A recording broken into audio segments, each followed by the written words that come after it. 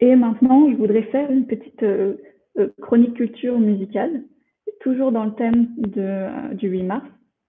Euh, je vais vous parler d'un groupe tchèque qui a été choisi pour l'Eurovision 2023. Et c'est un groupe qui s'appelle Vesna, qui est né en 2016 avec l'idée de combiner le girl power et le folklore slave. Les membres du groupe sont de différentes nationalités. Il y a une tchèque, bulgare, russe, ukrainienne et slovaque, si je ne me trompe pas.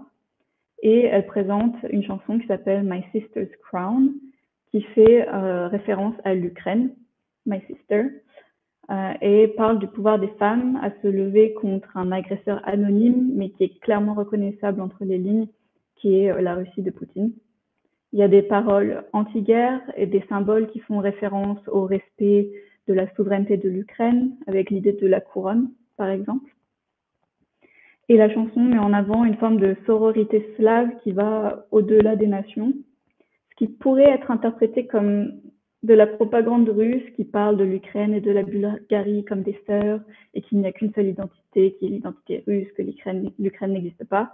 Mais pour le coup, c'est pas du tout le cas avec cette chanson. Vesna a été très vocale là-dessus et a expliqué que la sœur à laquelle elles font référence, c'est bien l'Ukraine et que c'est une chanson en soutien à l'Ukraine et à sa souveraineté. Du coup, si vous avez envie d'écouter un petit extrait, il me semble qu'on a ça sous les mains et je vous mettrai.